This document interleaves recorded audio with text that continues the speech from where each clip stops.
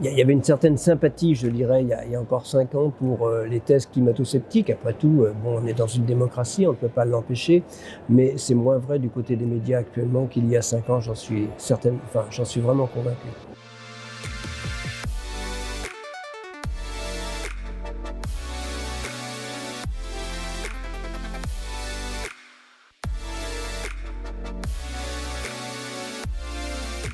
Nous sommes ici au sein de la Convention citoyenne pour le climat. Donc moi j'y participe au titre du comité de gouvernance et en fait dans ce comité de gouvernance il y a un certain nombre de personnes du Conseil économique, social et environnemental.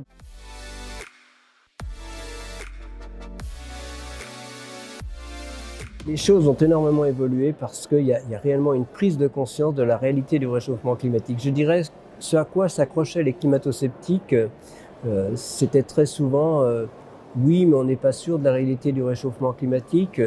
On a eu ce plateau, disons, les températures moyennes de la planète ont pratiquement stagné entre 2005 et 2010, ou même le début des années 2010. Ce leitmotiv, le réchauffement s'est arrêté, était finalement audible pour certaines personnes. Il ne l'est plus, c'est clair. Les 5 dernières années ont été les 5 années les plus chaudes que nous ayons connues depuis 150 ans, donc ce message ne l'est plus. Le climat a changé, tout le monde l'accepte. Les extrêmes climatiques sont extrêmement perceptibles, qu'on aille sur les vagues de chaleur, le record battu en France, 46 degrés, des périodes de sécheresse comme l'été dernier, au contraire des fortes précipitations dans d'autres régions. Donc ce qu'on constate, c'est que ce que nous envisagions il y a une trentaine d'années dans les premiers modèles climatiques, eh bien, c'est ce que l'on vérifie aujourd'hui.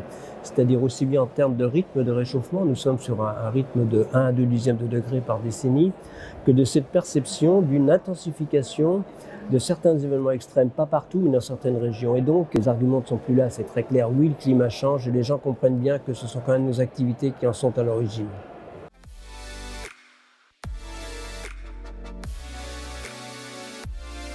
Bon, c'est peut-être un peu anecdotique, mais très récemment, je pense la semaine dernière, une journaliste m'appelle pour me demander, vraiment elle était désespérée, elle organisait un plateau sur une chaîne de télé, et elle me demande, mais il me faut absolument un climato-sceptique pour équilibrer mon plateau, et elle n'en trouvait pas, donc je lui ai donné l'adresse de François Gervais, je ne sais pas ce qu'il en est advenu après, mais c'est vrai qu'il y a très peu de climato-sceptiques, faut quand même être sérieux. C'est que ceux qui ne se rendaient pas compte de l'urgence s'en rendent compte actuellement. On a vu vraiment cette dynamique monter au sein de la Convention citoyenne pour le climat. Ça montre aussi que si on prend le temps d'expliquer aux gens, et si les gens prennent le temps de nous écouter, donc on revient aux médias, c'est très important le rôle des médias justement. Je crois qu'on peut entraîner en tout cas une population, parce qu'il s'agit bien de l'entraîner, il faut qu'elle adhère, c'est pas, disons en tout cas vers cette prise de conscience de la réalité du réchauffement climatique, de l'urgence d'agir, et je crois que c'est une étape importante. Alors il ne suffit pas d'accepter cette urgence d'agir pour agir, c'est là où on est maintenant actuellement. Franchement, mes premiers contacts avec les journalistes, c'est dans les années 80. Toujours dit, et je l'ai écrit, beaucoup des journalistes dans notre pays sont vraiment de qualité. Par rapport à ce domaine, je pense qu'il y a une véritable compréhension. J'ai jamais vu mes propos déformés, je dirais, que ce soit à la télé ou bien sûr à la radio, c'est nous-mêmes qui parlons. Donc voilà, j'ai plutôt un grand respect pour le monde journalistique en France, en tout cas, je pense dans d'autres pays aussi. Donc évidemment, il reste toujours quelques journalistes qui nous titillent, mais bon, on voit bien c'est de moins en moins quand même.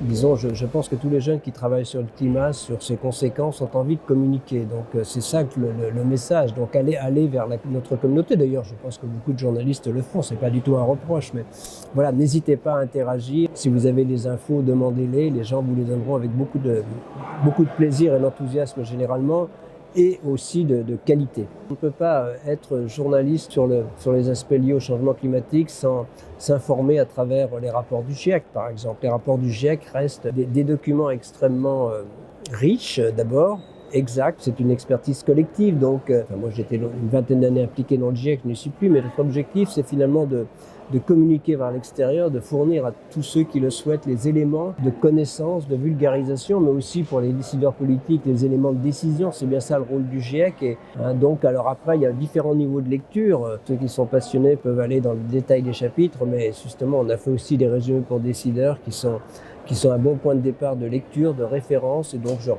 Je pense que c'est incontournable. Il y a eu 3 rapports sur les 2 dernières années qui sont vraiment, qui ont marqué. Ce sont des rapports spéciaux. En attendant le rapport complet qui va sortir en 2021 et 2022, le 6e rapport, il y a eu un rapport sur un climat à 1,5 degré, donc qui nous dit vraiment l'urgence de la lutte contre le réchauffement climatique. Il y a dans ces rapports non seulement tout ce qu'on peut espérer connaître, il y a aussi beaucoup de livres en public qui sont intéressants. Par exemple, il y en a un très récemment qui était par Marie-Antoinette Mélière, voilà, Chloé Maréchal. C'est des livres qui sont très accessibles, je peux recommander.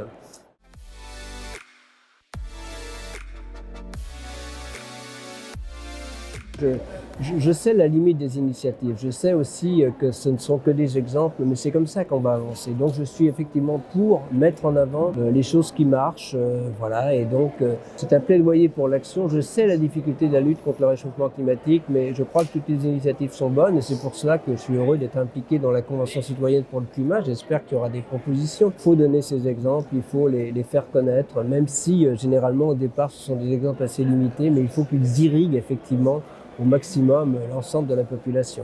Il n'y a personne qui puisse dire le réchauffement climatique, ce n'est pas mon problème. Au contraire, je crois que tout le monde peut apporter sa pierre et c'est pour cela qu'il faut, bien comme ici, des gens qui fassent des propositions et puis aussi, bien sûr, on a aussi un Parlement, dans une démocratie, des gens qui les mettent en œuvre. Et il n'y a aucun effort qui soit négligeable.